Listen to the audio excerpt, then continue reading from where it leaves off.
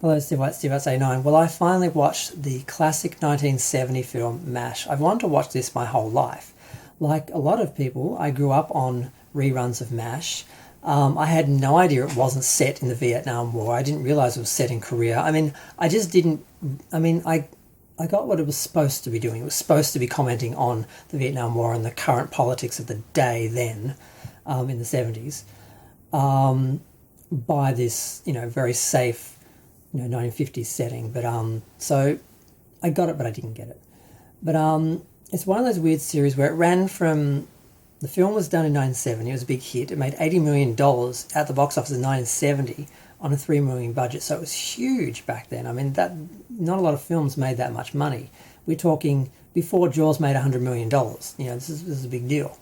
And it very much changed the way that films were looked at in the 70s because it was very anti-establishment, very cynical, very sarcastic, very dark.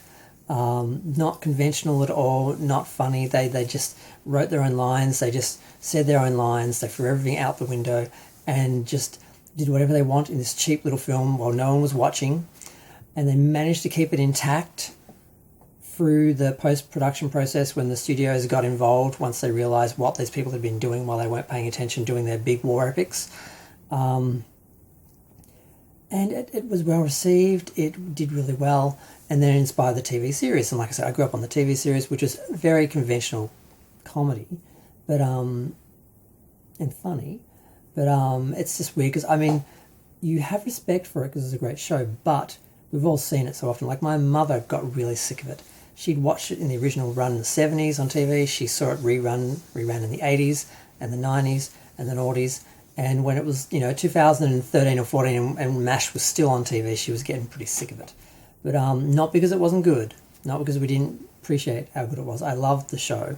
I was just watching it. One of the last shows I watched before my antenna died on commercial TV late last year was some reruns of MASH during the day, and I really enjoyed them. And I'm like, why don't you have the whole series on DVD? I've got like 2 seasons of the show. Loretta Swit was in town a few years ago. Signing box sets. I almost went after work. I had to get the next tram and just get in there in time. I didn't do it. I regret that now. But the movie wasn't as funny. It wasn't really funny. It was dark and cynical and sort of thing. You get it, but you don't really laugh at it. It's not really funny. And this the misogyny, which is hard to look at in 2023. The weird take that they do on homosexuality. There's no clinger in the film. What there is, though, is a dentist who believes because he's gone impotent that he's gay. So they give him a funeral and they have a last supper where he takes a pill. He thinks he's dying, but he's just they're putting him to sleep. And they get one of the nurses who we see at the start of the film was married and being faithful to her husband, but pretty much slips up during the film, doesn't actually get away with it. They don't actually do the deed, but she may as well have betrayed her husband. I'm judging her morally.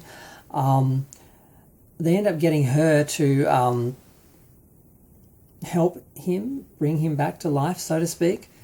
And then she leaves, because that's her last day. She's leaving the next day. She leaves with a smile on her face, which is just weird. I mean, there are good parts in the film. There's the scene where they get taken to the city to give special treatment to the son of some important official or something, or politician or something, and while they're there, they treat a baby that was born out of wedlock between one of the nurses, that's part Asian, and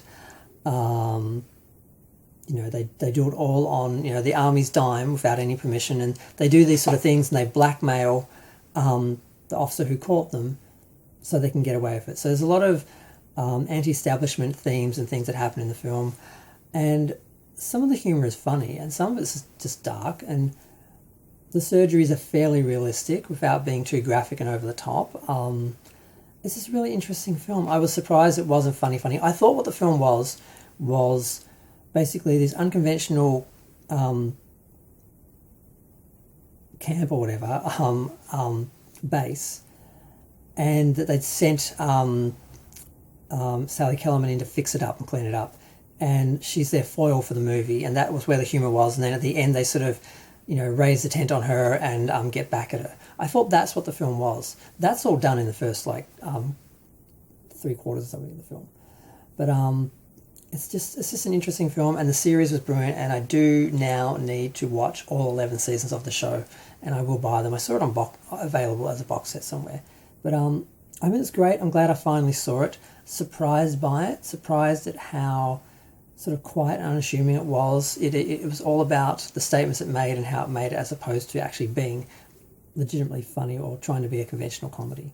So it's a piece of art. That's all I'm going to say, I guess, because, I mean, you know,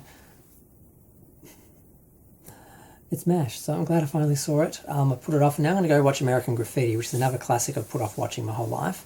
I'm just trying to get through all these before I die, because, you know, we're all dying. So I'm going to go. Feel free to share, like, comment, subscribe. Let me know what you think. Thanks. Bye.